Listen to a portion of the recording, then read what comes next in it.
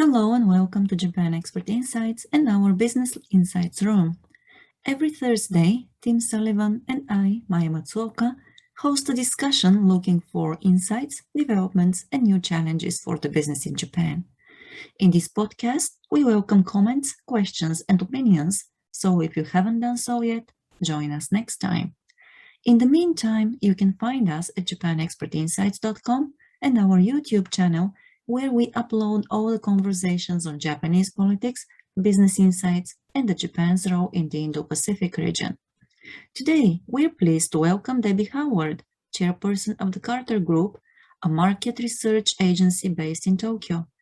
Our topic is again age tech in Japan, and we're going to continue it with some information about the size of the aging care market, needs areas, and some examples of products that have been successfully launched so far.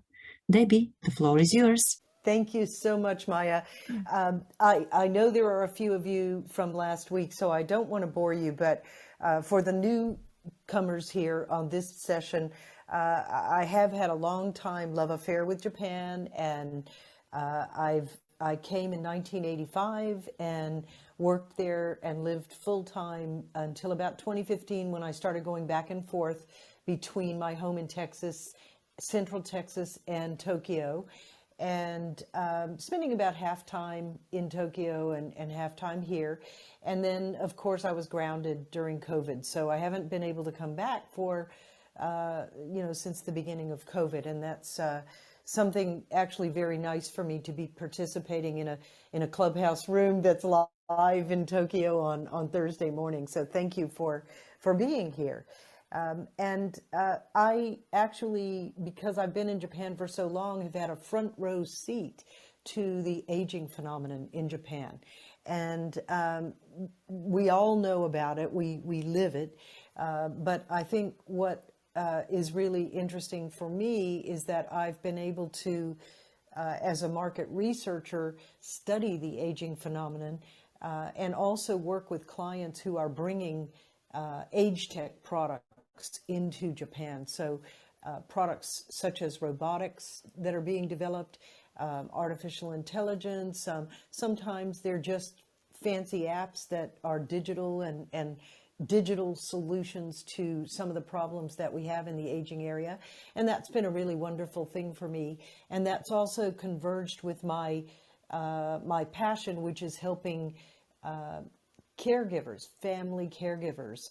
So I'm talking about people like all of us in this room who have parents and loved ones who are aging, and many times we need step in and help them because of the overburdened healthcare systems around the world. And I myself experienced this when I was 54, when my mom was diagnosed with stage 4 lung cancer, and I literally moved back from Japan for her last 6 months to be her full-time caregiver, and ran my business from South Carolina. That was back in 2007, and we actually had some pretty good tools tech-wise to be able to deal with that. It would be a lot easier these days, but still, caregiving from afar is a really tough nut to crack. And some of you in the audience will have parents back in your home countries, and some people in other countries have parents in Japan. So yeah, it's a super interesting topic and one that I really love and feel honored to be able to talk about. So thank you so much again for being here. We talked last week about how Japanese aging population is different from other populations in the world, much more genki, much more financially stable, very compliant in terms of being self-responsible, in terms of staying active and doing the things that we need to do to remain healthy as we age. Because it's not just about aging and how long you live, but how well you live in those last, let's say, 10 or 15 years while you're aging. So today, what I'd like to do is talk about the size of the market in Japan and give you some product examples. And I'm just going to just give a little plug for our Age Tech white paper, which is called Japan, the world's real-time laboratory for age tech. You can get it through Maya or you can get it through me. It's easy to get. It's all online, and it's a 31-page, really, I think, well digested piece of work on what's going on with the aging population in Japan, including all the things I just mentioned from last week, and also all the things I'm going to mention today. So when we get into the market, the aging care business market, we're using figures here from the Japanese sources. This is from Mizuho Corporate Bank Industrial Research Division, and they're the best numbers that we have right now. What we know is that I'll say my little rant about what we call this. Japan calls it silver industry or elderly care market. You'll probably hear that. I call it aging care market because I personally just don't like the use of elderly or silvers, and I know for a fact that people who are those ages don't like it. So I try to call it the aging population and the aging care market. So I use those terms a little bit interchangeably. In Japan, we have a market that is worth, projected in 2025 to be worth 101 trillion yen, or $954 billion. So it's a huge market. And right now, the best that it is locked down, numbers-wise, is dividing it into three sectors: medical pharmaceutical industry, which includes healthcare, medical devices, and pharmaceuticals; the caregiving industry, which is retirement homes, daycare services, and nursing care equipment.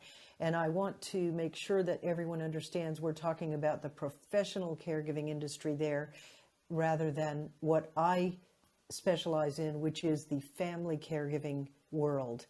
Of course, the numbers would be bigger when you look at the professional caregiving industry with retirement homes and daycare services and nursing care equipment.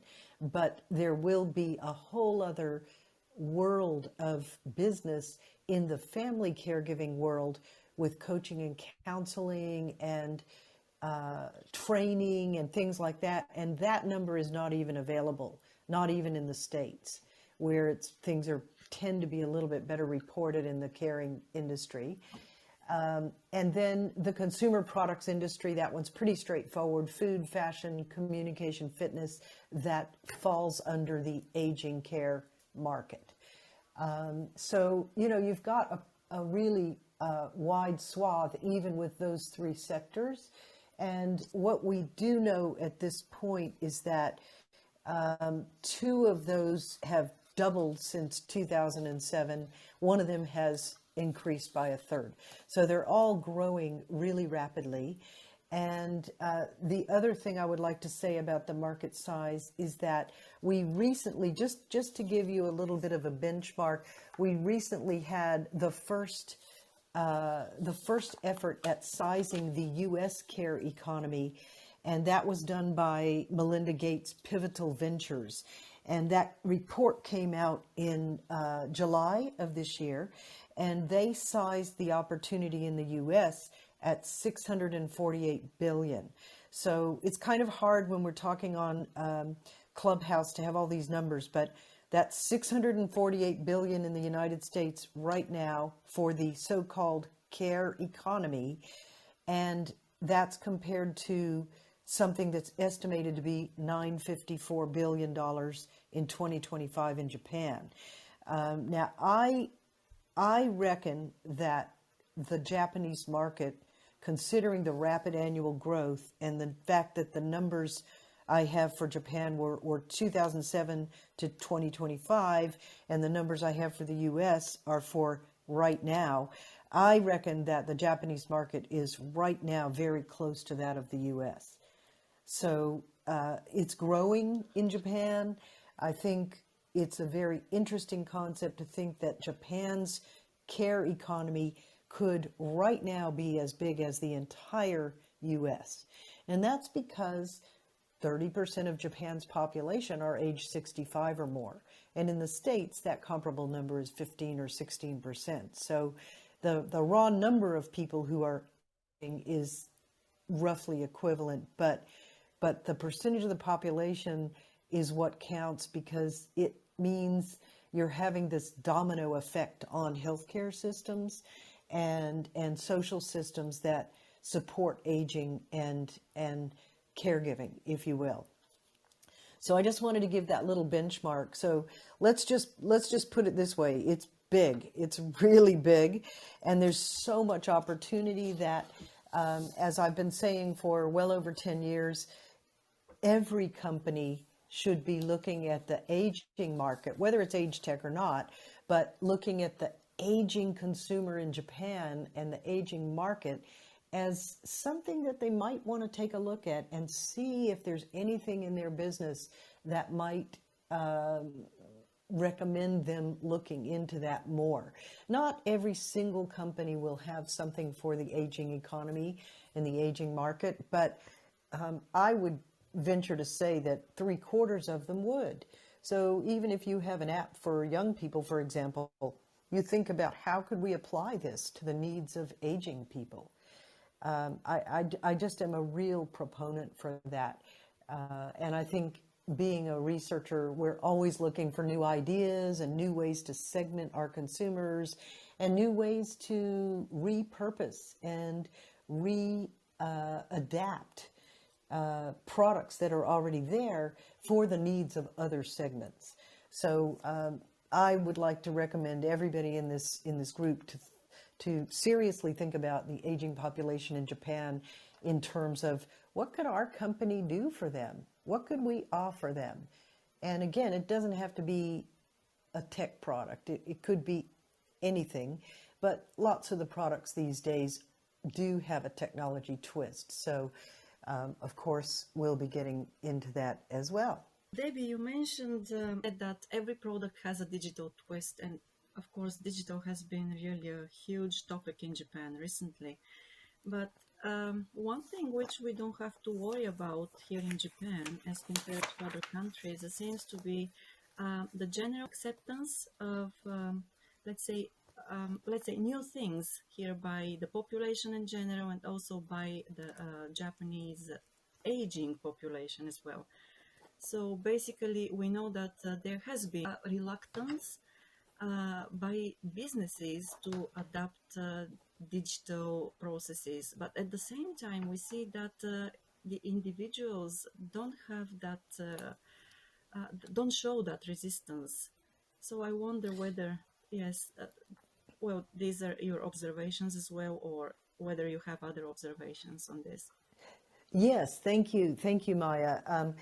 One of the wonderful things about Japan is the open-mindedness to technology, and I know that we have some unevenness in that finding across different segments and subsegments of consumers, and that's because people are different. We in the U.S., many of those who are trying to push tech for older people have encountered resistance. We have almost a fear of technology, like robots, for example. It's like a Terminator fear in the States, whereas in Japan, because we have such a big part of our population aging, and Japanese are super practical. I love listening to Japanese consumers in the back room, in the focus group room, because they're very, very practical, and they know there aren't enough people to help them age. They know that this is happening in Japanese society, and so they're very like, okay, well, I don't like it, but I guess I will do it because I think we're going to need robots to help us. And so, the other underlying point that I'd like to mention about Japan is that Japanese manufacturers have done a fantastic job of delivering technology over the years. So we, all of us, doesn't matter if you're Japanese or not, we have a great trust in Japanese companies to be able to do what they say they can do. So if they say in a focus group or something that they can have these robots running around your house cleaning them and chopping your vegetables and doing whatever, we're like, yeah, I guess they can do that. They've done a lot of other things that I can believe. And that's a wonderful thing in Japan. And we don't have that trust level in the States that it's going to work as well. It's a big generalization I'm making, but it tends to be true. And then the other thing I wanted to mention is that one of the reasons we obviously have to do research among all of these different kinds of older people is that we're not just talking about people over 50 or people over 65. It's not like there are many different segments underneath that umbrella. So it's very important to think about, for example, when you think of older people, some older people are really active and physically mobile. They're riding bicycles. They need little or no help or assistance with the activities of daily living. And they can get along pretty much on their own, maybe as late as 90 in Japan. We have lots of older people living alone in Japan till really ripe old ages. And so that's one kind of person right there who may be a little more open to technology or may not, because maybe they don't feel they need it as much. So even within that bucket, you have different kinds of viewpoints on technology. We also have older people who would be more sedentary and need more help. Maybe they have a disease or a condition, a chronic condition that doesn't allow them to be as active. Or maybe they have dementia or Alzheimer's. So there's a wide range of those who are more digitally savvy and less digitally savvy. We have many more coming into the digital world amongst the aging population as a result of COVID. And that's something that has really helped in the States as well. So COVID has pushed us all to become, more involved with digitization and internet, and that's the way we have to communicate. So we've gotten better at that, and that's true for older people as well, almost across the board. There will be a few people who just only have a flip phone maybe, but even those people can get help from their children, usually their grown children, who would be, anywhere from 45 to 65 and be more digitally competent, if you will. So there's a lot of help going on from the younger population. And then also, we also have differences in psychological makeup. Some people, and many older people in Japan are very positive and Genki and just, really amazing, climbing Mount Fuji and doing all kinds of things. And then you might have some who are a little more negative and needy. These are things that happen in any market. So as we're talking about these needs that we've identified in the white paper and the products, I just would invite all of you to remember that there are many, many different kinds of aging people, many different kinds. And even in Japan, we have lots of different kinds of aging people. And when we're developing products, especially technology, we need to be thinking about that. We need to be thinking about the different kinds of people and talking with the different kinds of people so that we can understand their needs. That's pretty much the backdrop for moving into the 5 needs areas. And again, just remember that, there's not just one older person who we're talking about. There's lots of different kinds of people with different kinds of conditions and different needs. One of the needs areas is what we call lifestyle. And this includes, it includes mobility and safety and learning. It's how the people are living. The second one is medical. Obviously, that would include everything medical, healthcare, caregiving and care coordination from the professional viewpoint, Any telemedicine you can imagine. It includes the public and private sector meeting these needs. So it's anything medical from the start of let's talk about education and prevention all the way through to care in when someone is bedridden. And then the third area would be health and wellness. This is a pretty wide area. It includes obviously cognitive health, brain health, emotional and psychological health. We talked a little bit about that, and physical health. And we know that Japanese people are really on top of really all three of these.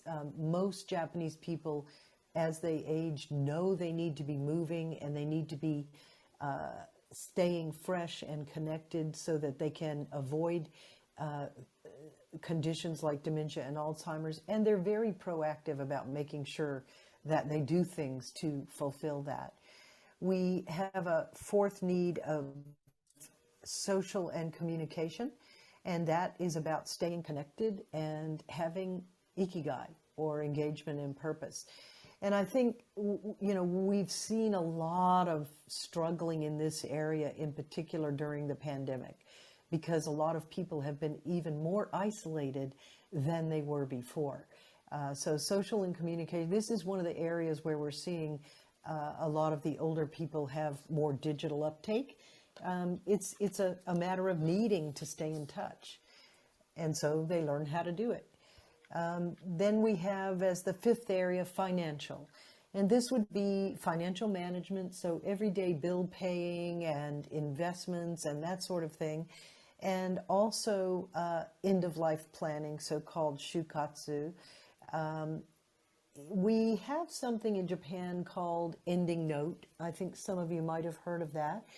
And, I've been trying to lock down some numbers on this, and I think there's a big understanding in Japan that we need to have ending notes and end-of-life planning. But in actuality, the percentage of people who go through the process of doing it is pretty low in Japan. And so I don't have any numbers for you today on that. I'm actually in the midst of researching that, but it's looking like that is an opportunity for not only Japanese companies, but foreign companies who have already developed really sophisticated financial planning tools, both digital and non-digital. So those are the 5 areas again. Just going to say them again: medical, lifestyle, social and communications, health and wellness, and financial.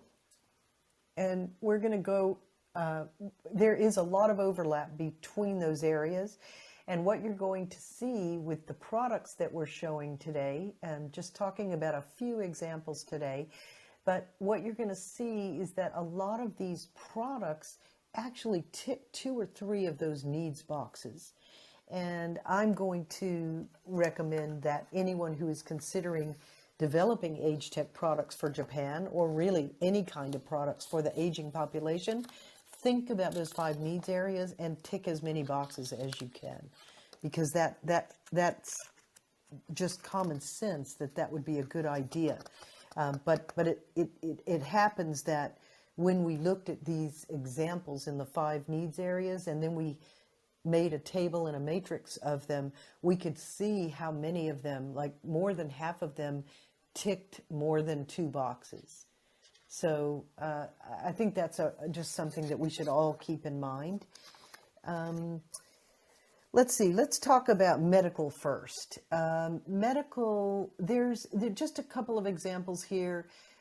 One you may have heard of, it's called HAL, H-A-L. It's by a company called Cyberdyne, and it is a highly advanced exoskeleton robotic suit that you can put on and that helps you do basic physical functions. It actually can add strength to your movements. So we would be talking about walking strength and also carrying strength. It is now being used in assisted living homes.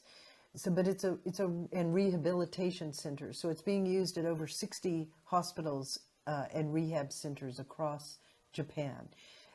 So I would say with all of this, we're just getting started as well. So we're looking, and we're so lucky, all of us, to be looking at the beginning of something that is going to be amazing. It's already amazing, but did anybody see the rocket launch this morning, that where the bottom of the spaceship came back down and landed right on the landing pad? I just couldn't believe that was even possible, but I saw it with my own eyes this morning on TV, and we're lucky. We're at the very beginning of seeing how some of these wonderful innovations are going to help us with our aging societies in the world.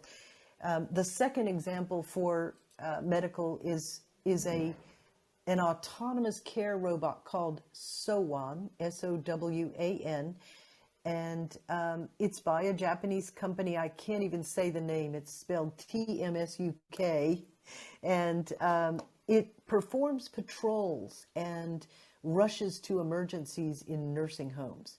So that is another example of an application that is going right into medical. And there are lots of other examples, but I'm just going to give two per needs area today. When we look at health and wellness, some of you may have seen the breakdownable or foldable baths that are brought into elderly people's homes once a week to make sure they can have a nice bath. And I've heard I actually lived in a neighborhood where a van pulled up once a week, and the staff brought out, usually it was one burly guy and one female caregiver, and those two would carry this apparatus into the living room, set it up in the living room, and run the bath right there in the aging person's home.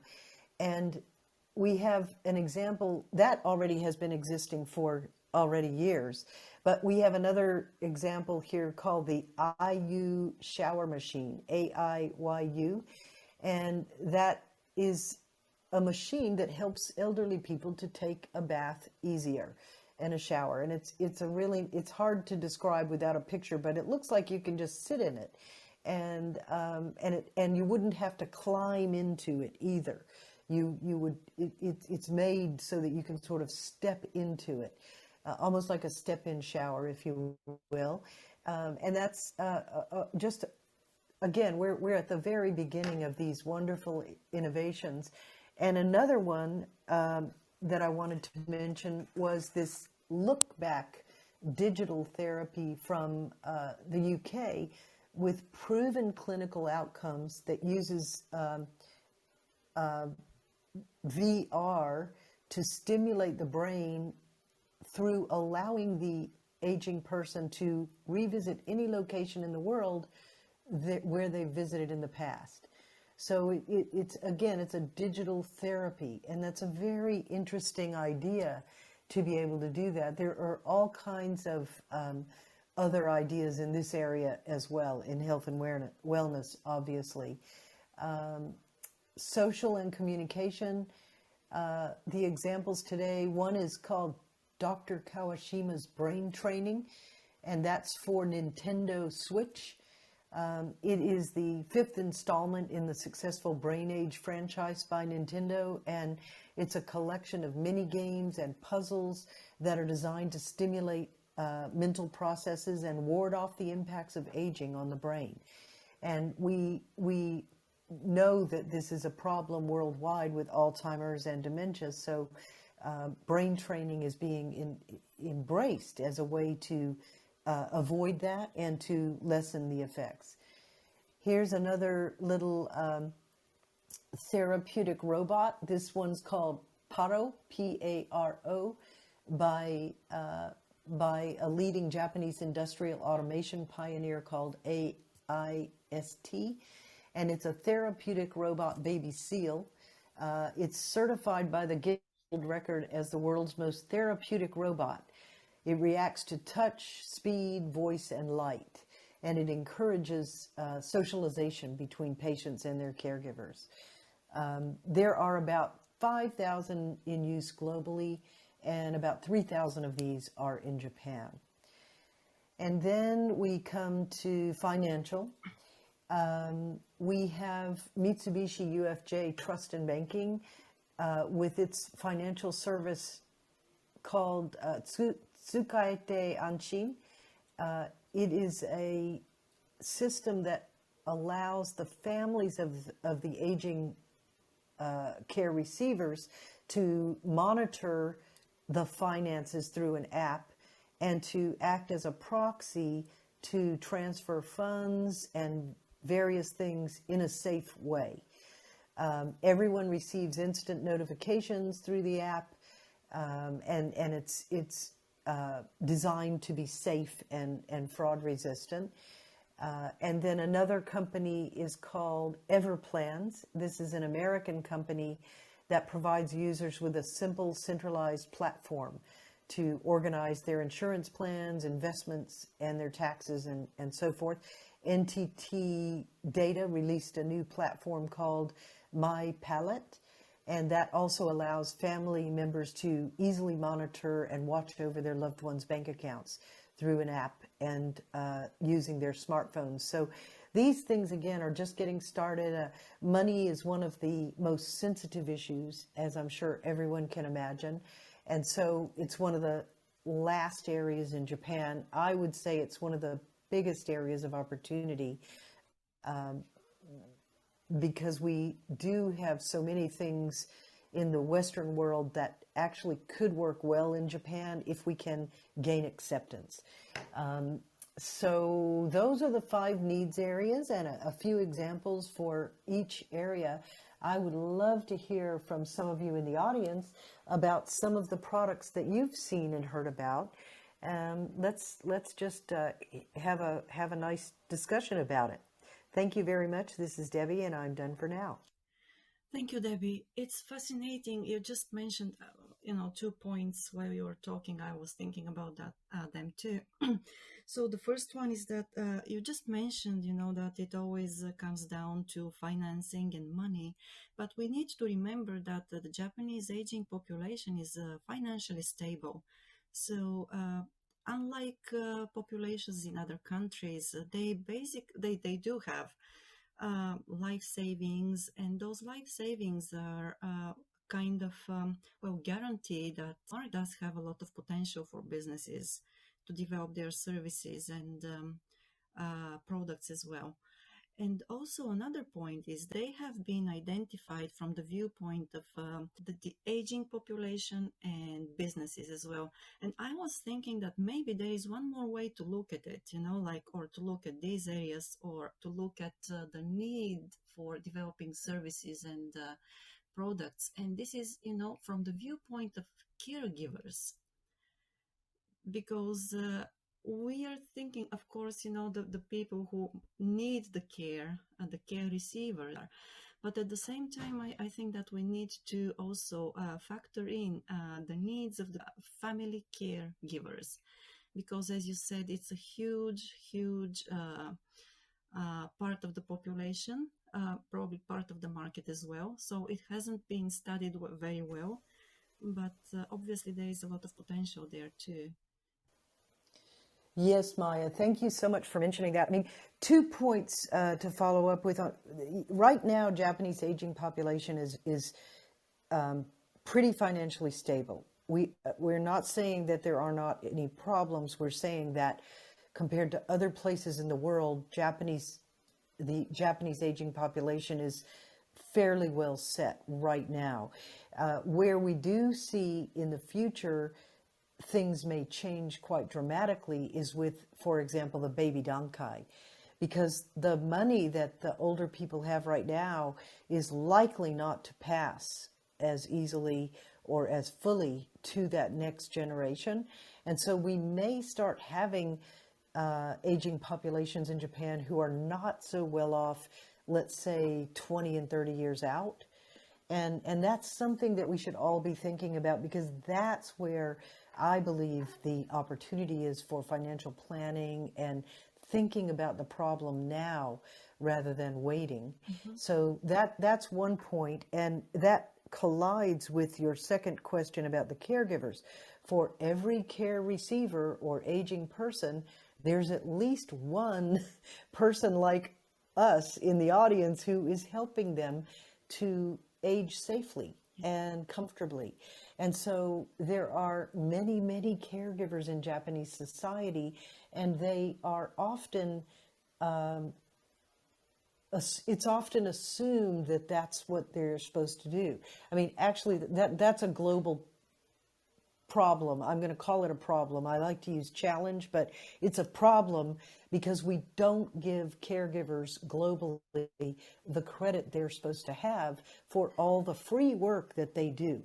And I don't have the number for Japan, but in the United States, the value of the work that 53 million caregivers, and I'm talking again, family caregivers like you and I, annual value is equal to the annual Medicare budget, which is huge. So we could not survive in the world without daughters and sons and grandkids stepping up to help their aging loved ones. We cannot survive. Our healthcare systems and our aging systems are not well developed or well equipped or well funded enough to manage it. We've always used family members to fill that gap, and that gap is getting much bigger, is what's happening over time. So in Japan, what we have is a huge number of these caregivers who are actually 3/4 of them are working in companies. So they're holding down full-time jobs and they're coming up on, let's say, 45, 55, and suddenly they have to start doing a little bit of extra duty with their parents, helping them age. And then, of course, as the parents age, and it's not just parents, but loved ones, there is even more to do. And in the States, we know that the average amount of time of caregiving is 4.5 years, and I imagine it's comparable in Japan. And we know that the average amount of hours spent per week is 24. 24 hours in addition to a full-time job. It's a lot of time. I mean, you think about your own life and what you would do if you had 24 hours. It's like having a small child around because you really are at the beck and call. And lots of emergencies happen as people age. It's not just the falls, but there's little things happening all the time that need to be tended to. And again, a lot of the aging population is living alone, so they're aging on their own, and they do need the support of other people. So I believe there's a huge market in terms of supporting the caregivers themselves. And I don't want to make the whole session about that, but just a few ideas for the audience. We don't have a well-developed world of therapy in Japan. Japanese people are super stoic and they kind of just, stuff the emotions down inside. And it would be really helpful to many caregivers in Japan if they could get some coaching and counseling about their situation and how they could make it better. Just tips and advice on how to make their situation better. I think in Japan, many caregivers don't even complain because they would be too embarrassed to complain. That would be a bad thing to even mention it. So I think coaching and counseling is a big area. I think for companies to acknowledge that probably 30% or more of their workforce is actually doing some kind of caregiving.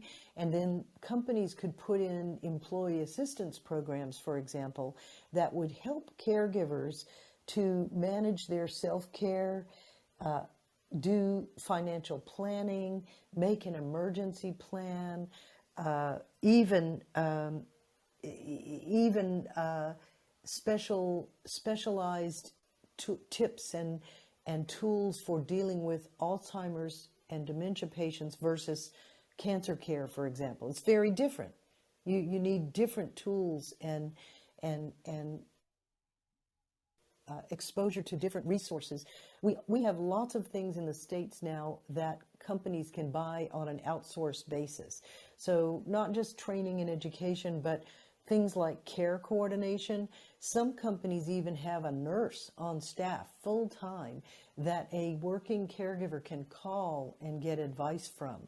Some companies have things like time banks where non-caregiving employees can donate a few hours extra to their caregiving workers.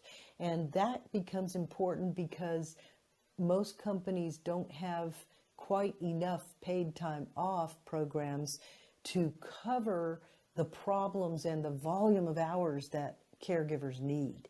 So there are all kinds of things that companies can do to help their caregiving workers, and there are all kinds of things that, let's say, the ward office and different other public entities could do to support caregivers, not just the care receivers.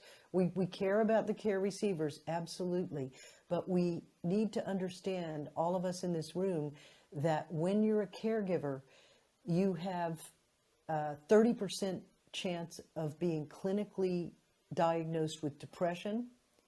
You have a very high chance of having your own physical and emotional and even financial problems as a result of your being a caregiver. And so this problem lives for another 30, 40 years. It's not just right now. It's not just right now when you're caring for the aging care receiver. It's what it does to you as a person and what it's going to do to your life and your physical and emotional and financial condition going forward. Sorry, Maya, I could talk for hours on this one topic, but I'm going to stop right now and see if anybody has any questions. Yeah, thank you for that, Debbie. Tim. Yes, I'm glad you talked about the different segments of the aging, and also making the distinction between caregiver and then the receiver of that care. So I can give you a very concrete example in my own family. All right, so I'm 63. My wife is 65. She's about to turn 66. My mother-in-law is 90 years old. There's a big difference between my generation and my mom, my mother-in-law's generation. Just looking at technology, looking at COVID, and a concrete example is signing up for shots to get the COVID shot. All right. So I'm in Atami, a lot of elderly people here who are allergic to technology. My mother-in-law doesn't even know what the internet is. It confuses her. She wants nothing to do with the iPad. She would never go online to do any of this. However, my wife, when it was time to sign up for the COVID shots, people were flooding the phone lines here because the elderly didn't want to go online and do it. My wife went online, got the reservation for my mom to get her shot, and solve the problem immediately. So right there, you're seeing, different needs. Okay. But our needs now as caregivers are not the same as our needs are going to be 10 years from now. So again, my mother's 90 years old. It's very possible she'll live 10 more years. That means I'll be 73 and my wife will be 76. We will have huge challenges at that age if we are still taking care of her. So our needs are a moving target. So I just wanted to throw those thoughts out there. And then the last point I want to make is we're talking about technology, but there are some analog things, and I want to sing Japan's praises. Day service has been a lifesaver both for us and my mother-in-law. And I think of day service as kindergarten for the elderly, because that's almost what it is. And it keeps mom active. She goes and sings karaoke. She plays games. So it's definitely keeping her mind active, but it also takes a big load off my wife, more so for my wife than me, because that frees us up during the day to move about freely, doing our, go about our daily lives. So the day service, at least here in Atami, I can't speak for all of Japan, has absolutely been a lifesaver. So just a couple random comments there. Thanks so much, Tim, because you addressed that whole idea about, you know, aging and care receiving and caregiving being a moving target. The needs do change, and they change very rapidly over time. And the other thing you mentioned that I love is the day service, daycare service for the aging population. That is a wonderful program in Japan, and I can't speak to all of them. You say the ones in Atami are good. I saw one in the first floor of our office building for about 5 years, 2012 to 2018, actually more than 5 years. And it was amazing how they were so well set up to not only have lunches, but like you say, games and rehab, even light rehab. It was really good to see, and I would like to see more of that in the States as well. This is Debbie, and I'm done. Yeah, and in addition to that, they also bathe my mother-in-law there, and she has a full-time caseworker assigned to her. The caseworker comes once a month to, brief us, and if there are, opportunities where the government can help, or reclassify mom because, she's not quite as on the ball as she was the last time they evaluated her. So they rank her. I think there's 4 ranks, right? And depending on her rank, she gets different levels of subsidies from the government, whether it's a short-term stay. So for example, right now, my mom, we put her in a short-term care facility just to give my wife a break for a few weeks. So these are all just wonderful, and the people are they strike me as so compassionate, so professional, and this care worker, she's almost like part of our family now. I mean, we've gotten to know her really well. So I can't say enough about, the system here. And we are set up in a really, really good situation because my wife has me. We have my sister-in-law who lives 2 minutes away. And even in the ideal situation, which I think we're pretty close to it, it still puts stress on the family. So I have compassion for people who aren't set up as much as we are. But, anyway, Japan is doing so many things right. And, I don't know, I don't think we're ever going to get a 90-year-old woman to go on the internet and use these services. But the caregivers are at the age where they've been around technology enough. And, from a technology standpoint, my feeling is that would be your target market more than the 90-year-old lady. Right, Tim. Well, when we do the research, we always talk to the caregivers as well, because we know that they are helping the 90-year-olds with whatever it is they need to do.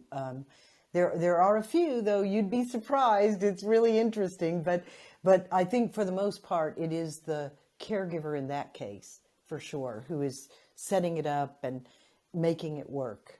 Thank you for that, Tim and Debbie, and we've got you. Morning. Thank you, Maya, and I love your new Timothy. And Debbie, thank you for the great session. Before I ask my question, I read the white paper, and that was actually great. It wasn't too intimidating, and it has a bunch of diagrams and graphs, and it was very informative. So thank you so much for that. My question, while you were talking, I was trying to formulate my question. Last week, I was in the other clubhouse, and then they were talking about this young gentleman.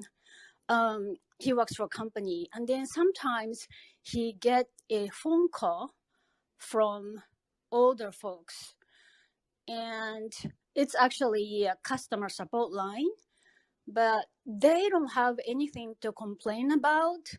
They don't even have a question about the company's product. They just want to talk to a live person. And when I've heard this, actually I had a mixed reaction.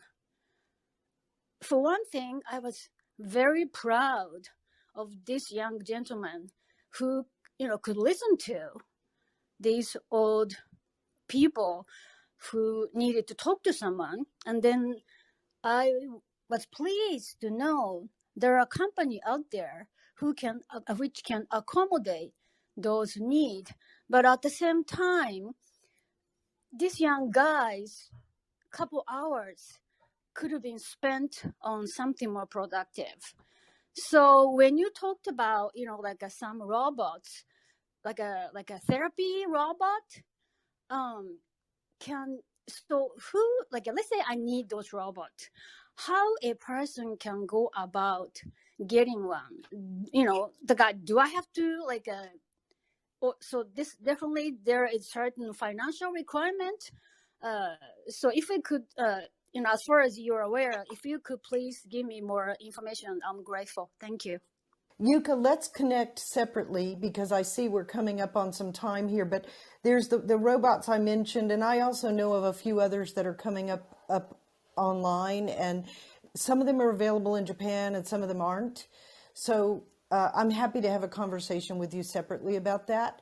I think normal people can access some of the simple ones, and there's some fabulous products out there now.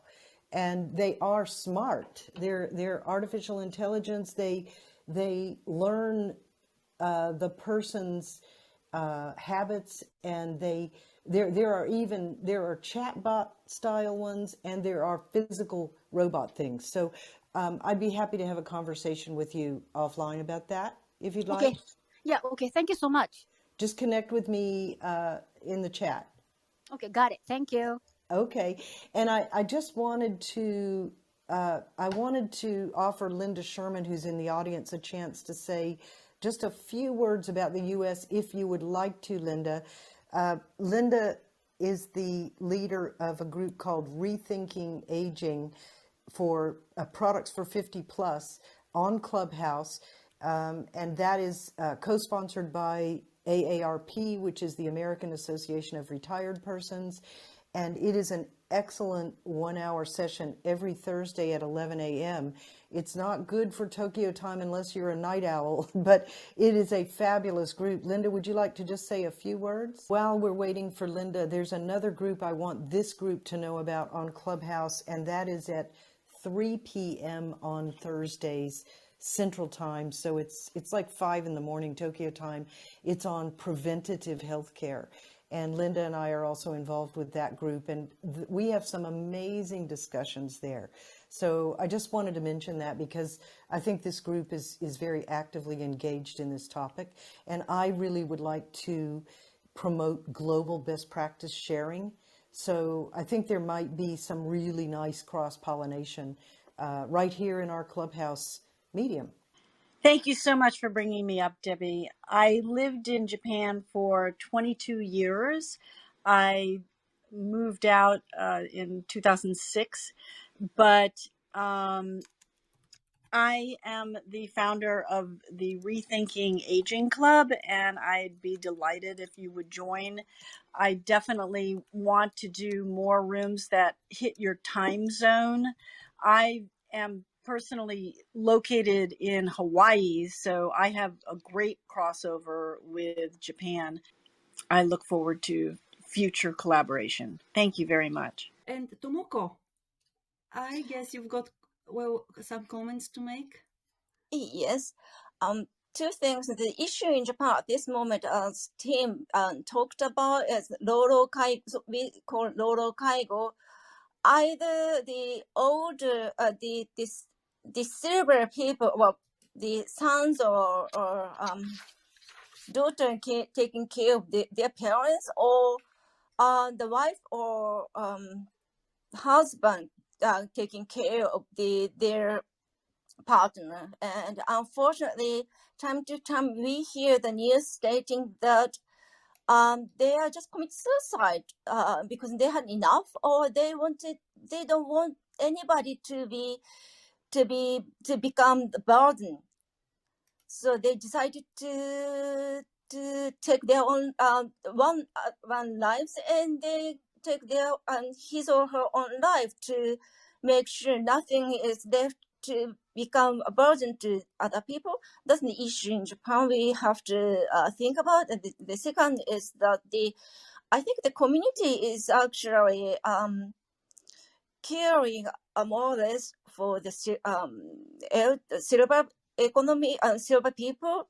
And as I can't remember the exact certificate name, but there is the educational system mentioning educating about how we can actually taking care of the elderly who got dementia.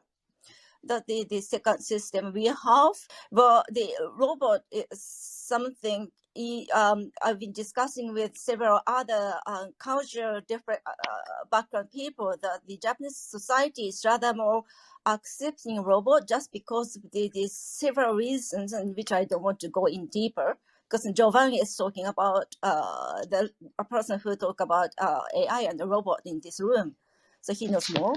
But the fourth thing is that I was a caregiver once, and dementia is something we actually are taking care of them who are getting forgetting things, but also become very violent or delusional things, so that it's tough to live that kind of person all the time.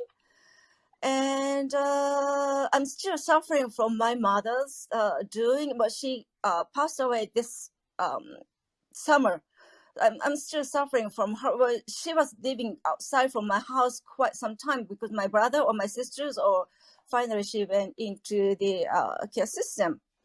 But finally, I managed to start cleaning her room, and I'm kind of moving on, but it takes time to digest the thing. And also the issue is the relatives who is not really close to the person all the time, but try to intervene, saying that he or she is not getting dementia or anything, and try not to call parents as a dementia person, because then one of my mother's sister actually condemning me, saying I'm not human. So that it's really suffering still, that kind of conversation I had. And Tomoko, may I just say that dementia and Alzheimer's are one of the most difficult conditions for any caregiver to deal with, and my heart goes out to you. And this is what I mean by offering coaching and counseling services to caregivers in Japan. You could have used some help. You could have used some support. Well, I was trying to take my mother to the hospital to get some diagnosis, so that then I can claim for the system, for the assistance system from the local government. But before taking her to the hospital, my mother's sister started condemning me, so I couldn't do.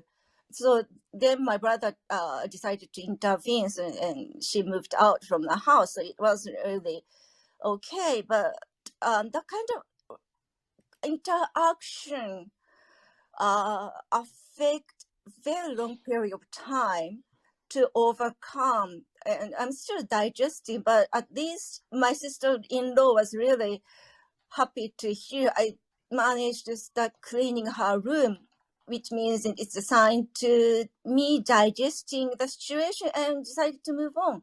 Anyway, that's another issue. And also the one thing that Tim talked about, the technology thing. Well, actually, that's true. Why is that because the community start helping silver people so that the vaccine, for instance, some of the area, they decided to use the youth, actually university student or high school student, to make an appointment for them, so that the community is very important to support each other. I'm supporting one of my neighbor, and she is supporting me, although I'm not the silver yet. And also, I think there is some areas decided to leave elderly as well as younger generation together in the same buildings or different rooms in the same buildings, so that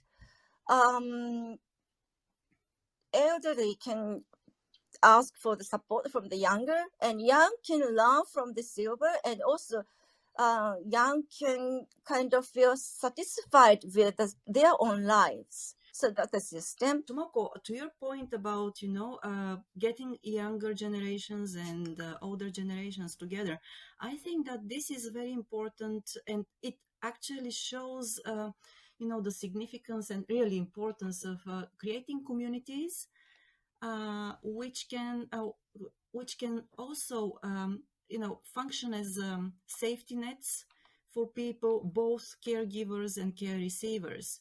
So, and I believe that probably Debbie and Linda, you have one of your rooms is also about caregiving and communities.